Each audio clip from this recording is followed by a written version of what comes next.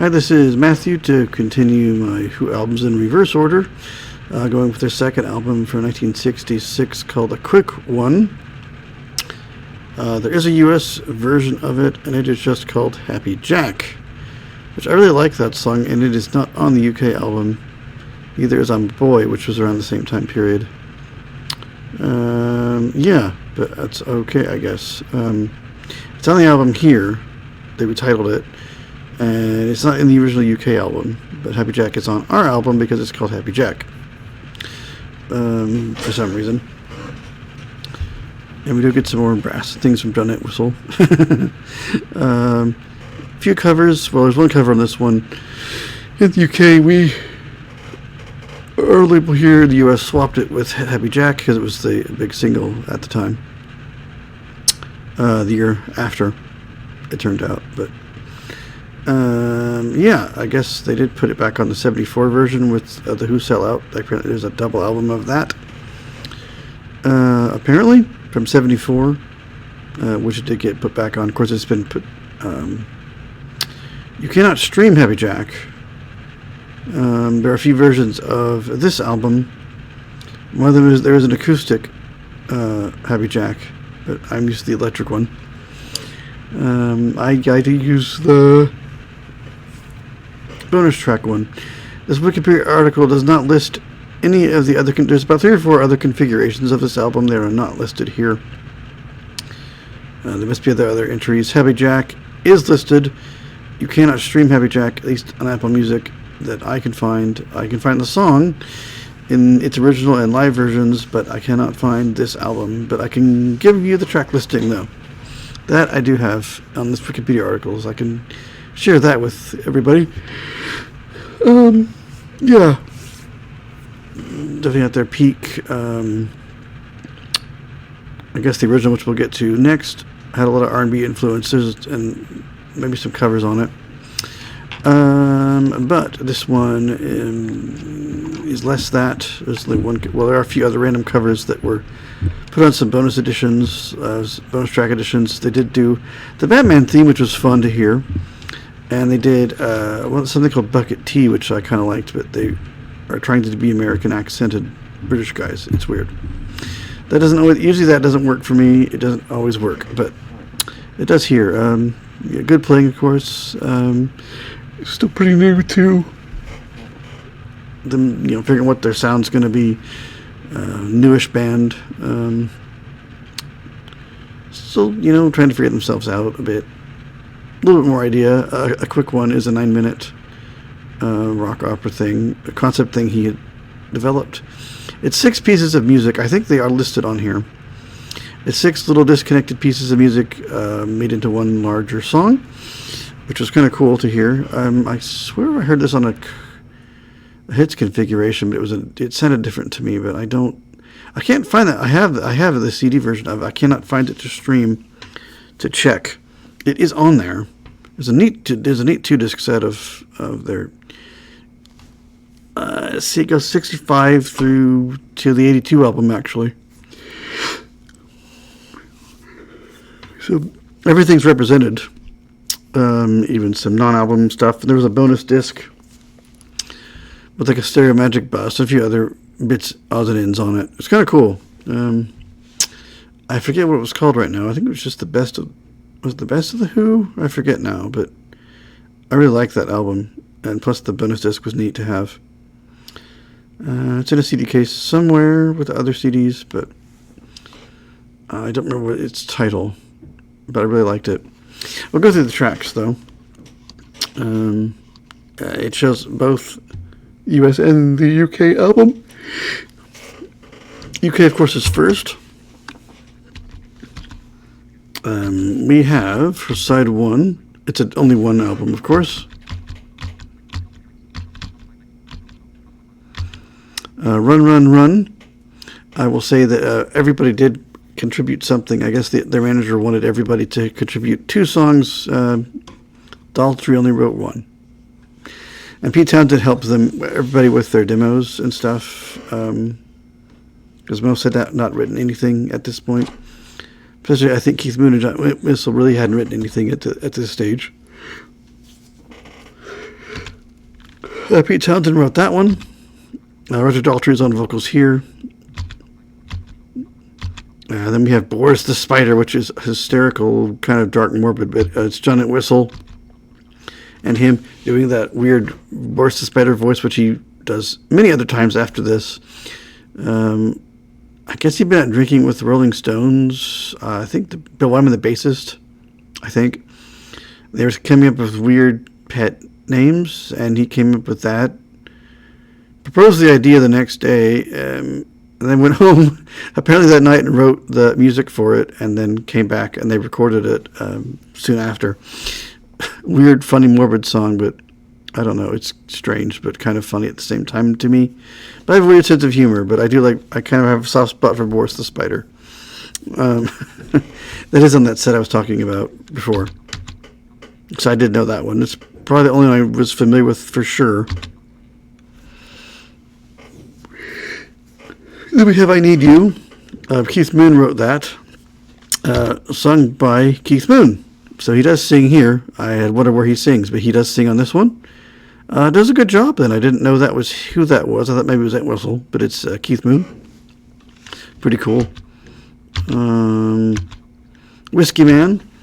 John Entwistle wrote that. John Entwistle sings this one. And then Heat Wave, Martha and the Vandellas cover by Holland Dozier. Yeah, Brian Holland, Lamont Dozier.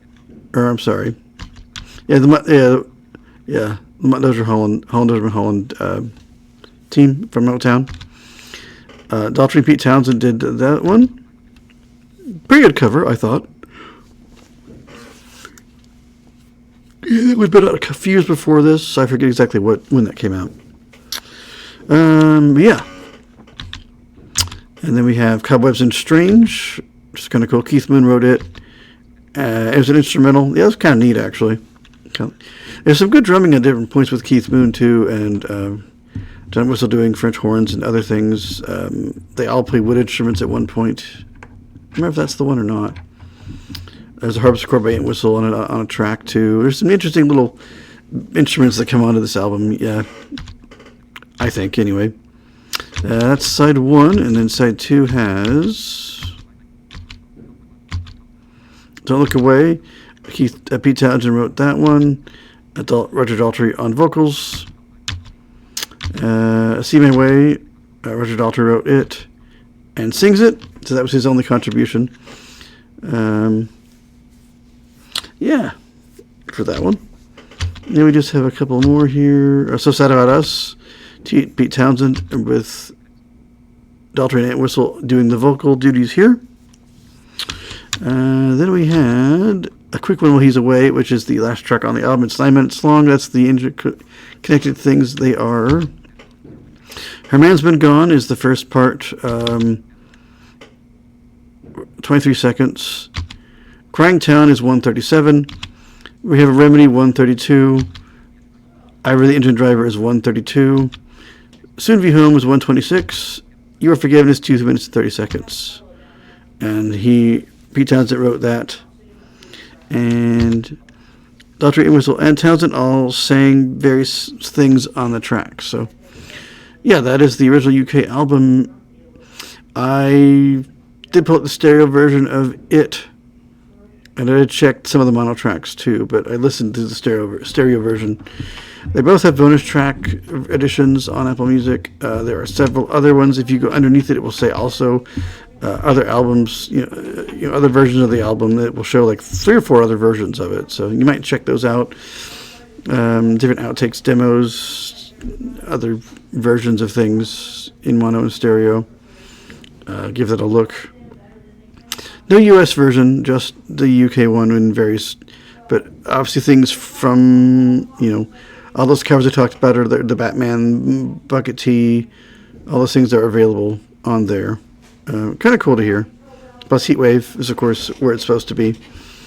Our version in the U.S., Happy Jack, had...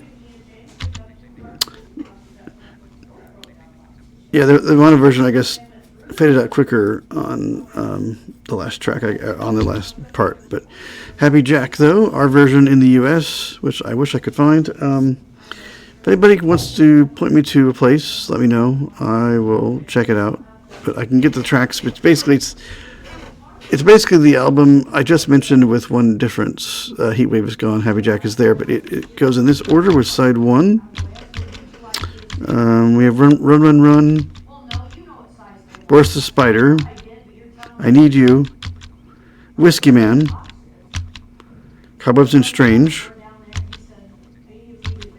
and Happy Jack instead of Heatwave to end side 1. I wish they put Happy Jack on, but the UK was very fond of doing non-album songs as singles and not having them on any albums, then maybe putting them on collections later, which is so annoying. I wish everything was just on the album and they would just make bigger, longer albums to put all the songs on, but they didn't do that. So, or making like an EP of all the stuff from the year you didn't release, but nope, they didn't do anything like that, but that's okay. That's what I would have done. You make an album of every, from stuff from the year that you didn't use, all your A and B sides, maybe things you didn't have any other place to put them, but you wanted to release them anyway. You could have put out a EP or some kind of a secondary album, but they did not do that. But disc side 2 contains Don't Look Away, followed by See My Way, So Sad About Us, and then a quick one while he's away. So the only difference is the moving around of Heatwave, taking it off, putting on Happy Jack. Our personnel, though, we have The Who, of course, Richard Daltrey, lead vocals, trombone on Cobwebs and Strange. Yeah, because they all play, everybody plays a brass instrument and stuff on this song. They tried to march around, but it didn't work, so they eventually just stood there and played. But the fact they could all play brass instruments and they sound fine. They said that they've been playing for years. I thought it was all it whistle, but it was all of them. P10 guitar, backing vocals, Coley vocals on a click one while he's away. Tin whistle on Cobwebs and Strange. Yes, he plays a tin whistle. Yeah, go check that track out. It was fun. Yeah, it sounds like a giant brass marching band or something is in your ears. Yeah, that was cool. And giant wave whistle, bass, backing vocals, lead vocals on Boris the Spider and Whiskey Man. There's a harpsichord somewhere, I forget where, but lead vocals on Quick One While He's Away, and Heard on Whiskey Man, Cobwebs and Strange, and Seeping Wave trumpets on Cobwebs and Strange. Yeah, I wonder what this guy's schooling was, because he can play all these instruments. I must read up on John Whistle. He fascinates me because he plays all these brass instruments, and I just assumed for years it was just studio guys. But it's all him. I must know more about John Whistle's musical stuff because he plays all these instruments. Fascinating. Keith Moon, Dream Drums, backing vocals, lead vocals on I Need You and tuba on Cobwebs and Strange. Yes, Keith Moon plays a tuba, and it sounds just fine. I do wonder if they could all play instruments or if Whistle showed them or someone showed them. I'm really intrigued by how that track emerged, but go listen to Cobwebs and Strange. And you can hear everybody playing. I think they play wood instruments too. I think it's the one where the harpsichord is. Oh, the people on a quick one. We have some people. Chris Stamp. Oh, that's just our production people. Okay. Chris Stamp, executive producer. The credits for 95 show. Design original vinyl sleeves, Alan Aldridge. Okay, that guy did the 95 reissue. Original guys design original vinyl sleeves, Alan Aldridge. Design and art direction, Richard Evans. Executive producer, Bill Kerbersley, Charles Worth, and Robert Rosenberg. And that's where the Chris Stamp. Producer John Astley. These did the 95. Yeah, John Astley did all the mastering, production, and stuff. Recording producer was Kit Lambert, their manager. Remixed and remastered by Ann McPherson and John Astley. They did a few other ones.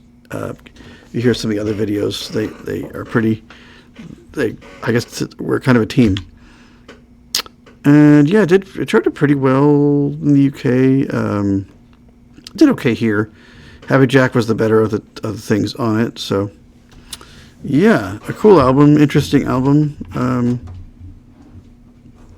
Whereas the third one you had disconnected stuff, a lot of little fragments, but this was, people, figuring out your sound, seeing what worked, trying new things, which the Beatles did later. But interesting that the Who was pretty much doing it from the get-go, saying what they could do differently or what sounds they could make, or putting horns and things on things that you wouldn't have expected to be on.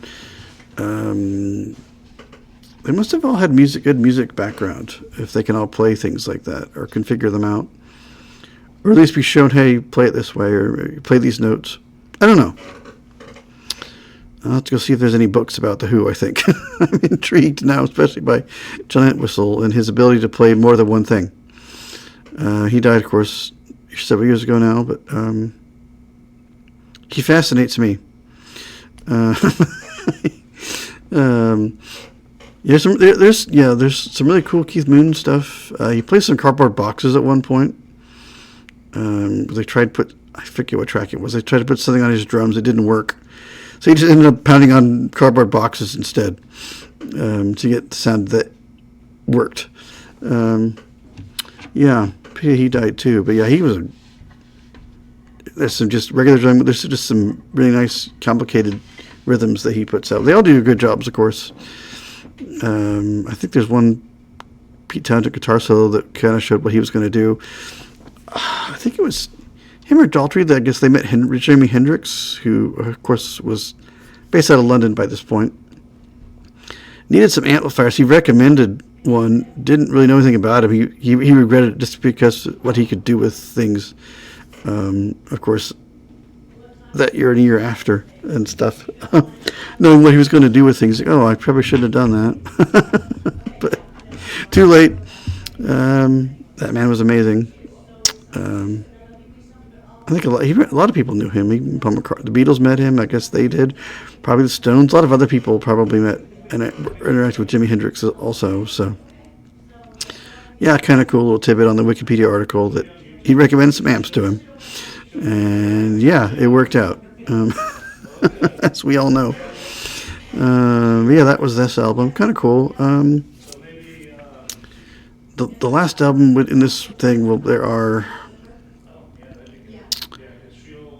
there appear to be mono and stereo of, I believe, the UK one.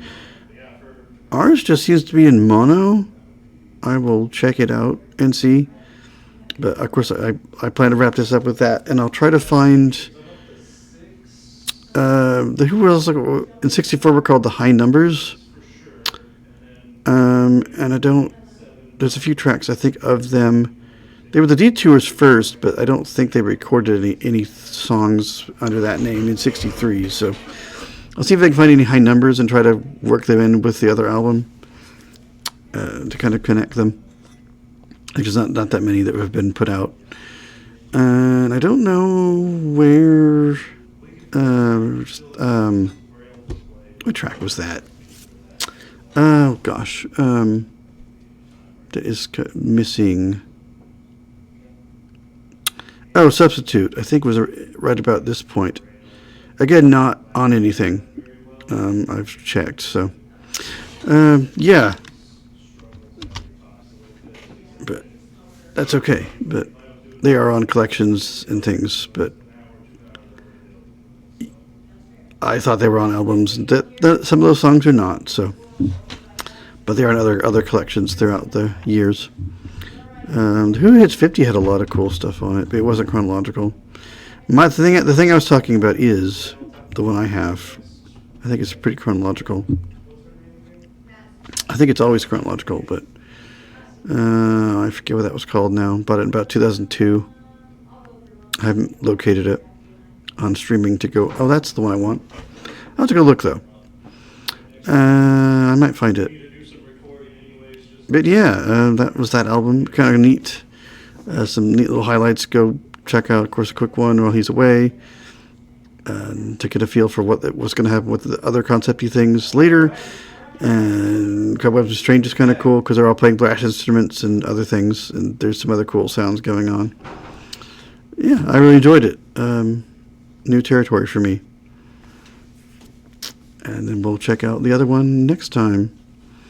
But that will do for this one, and I will see you guys in another video.